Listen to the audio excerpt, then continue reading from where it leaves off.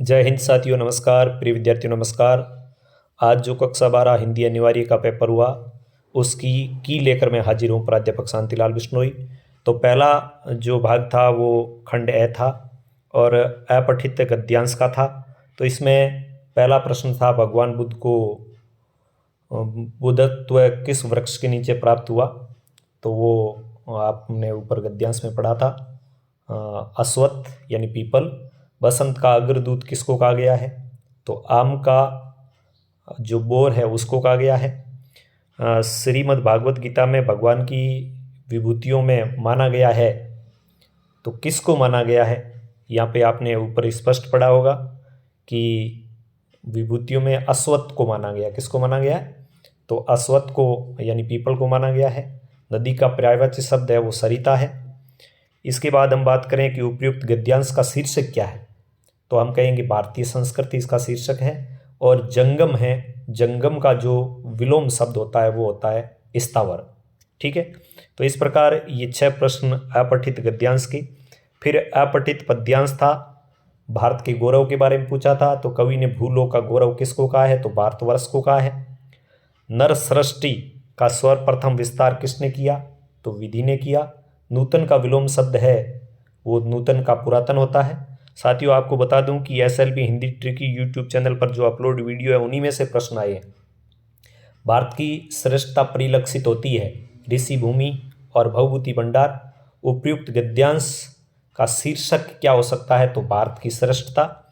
और वृद्ध भारत ही संसार का सिरमौर है, इस पंक्ति का आशय है भारत भूमि संसार के संपूर्ण देशों में सर्वश्रेष्ठ है। तो ये 2 अपठित गद्यांश और पद्यांश।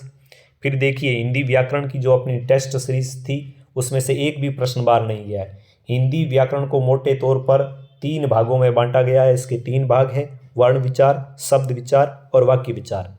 किसी भाषा को शुद्ध लिखने और बोलने संबंधी जानकारी देने वाला शास्त्र व्याकरण होता है। लक्षित पुस्तक पढ़ रहा है, इस वाक्य में अभिधा शब्द शक्ति है, सीधा अर्थ निकल रहा है। और जब किसी शब्द के मुख्यार्थ में बाधा और अभिधा से अभित अर्थ का बोध न हो तो वहाँ पे लक्षणा शब्द शक्ति होती है। जब कोई, यहाँ पे लक्षणा और व्यंजना भी हो सकती है, लेकिन व्यंजना तीसरा अर्थ है, यहाँ इसका सही उत्तर होगा लक्षणा।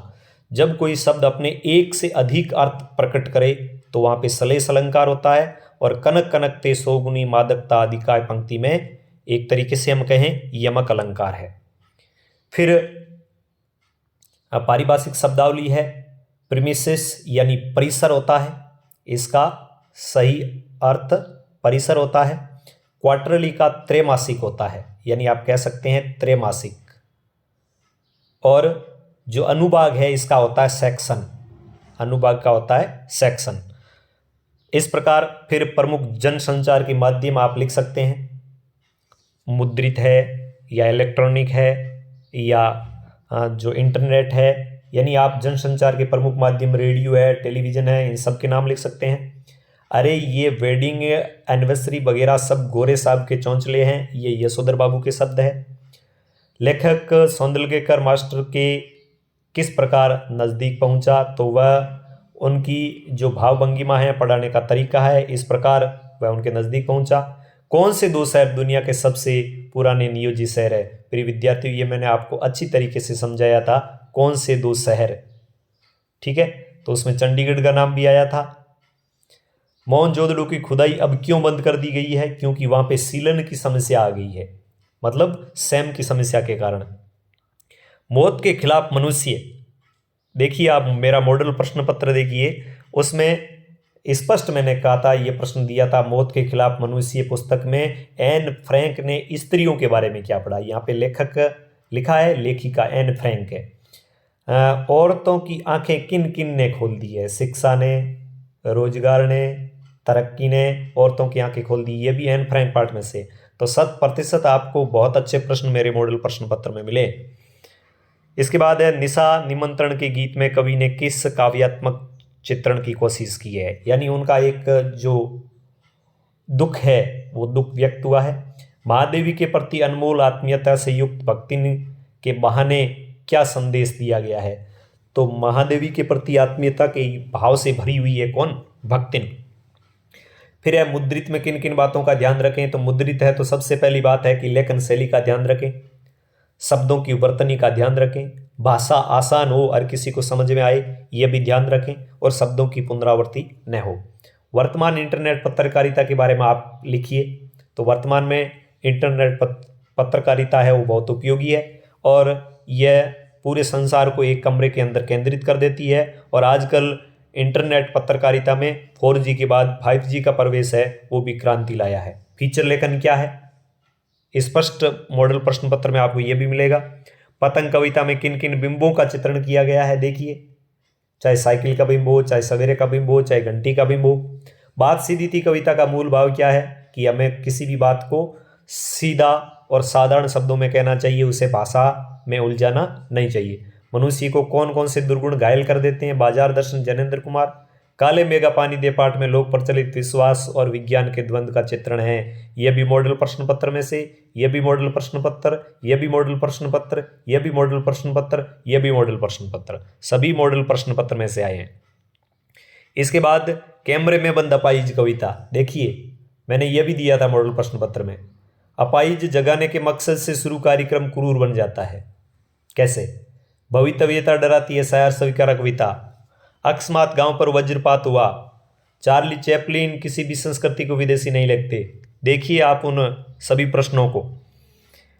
हरिवंश राय बच्चन और जैनेन्द्र कुमार, मैंने महत्वपूर्ण कवि परिचय लेखक परिचय बताए थे, उसी में से आया है। संयुक्त परिवार वाले उस दौर में पति ने हमारा कभी पक्ष नहीं लिया। सिल्वर वेडिंग यशोधर बाबू की पत्नी का कथन है। रोते धोते पाठशाला शुरू हुई, जूझ पाठ में से। और गद्यांश का शीर्षक देखिए, फिराक गोरखपुरी की रुबाइयाँ और बगुलों के पंख, शेखर जोशी, दोनों अथवा में से आए हैं। फिर बात करें जेठ की चिलकती धूप धरित्री, ये हजारी प्रसाद द्विवेदी का जो पाठ, उसमें से शिरीष और भीमराव अंबेडकर का जो पाठ, उसमें से ये आया है। फिर देखिए सचिव माध्यमिक शिक्षा बोर्ड राजस्थान, बोर्ड की पुस्तकें क्रय करने हेतु विज्ञप्ति लिखिए। यह मॉडल प्रश्न पत्र में ऐसा प्रश्न मैंने दिया था। और सामग्री क्रय के लिए एक निविदा तैयार करनी थी, यह भी आपको अच्छी तरह समझाया था। और जो निबंध था उसमें मैंने कोरोना महामारी का जिक्र किया था, निबंध लिखकर चैनल पर अपलोड किया था, एक अभिशाप, यह भी आपको जरूर मिला होगा। साक्षरता अभियान के बढ़ते कदम और समाज में नारी का योगदान।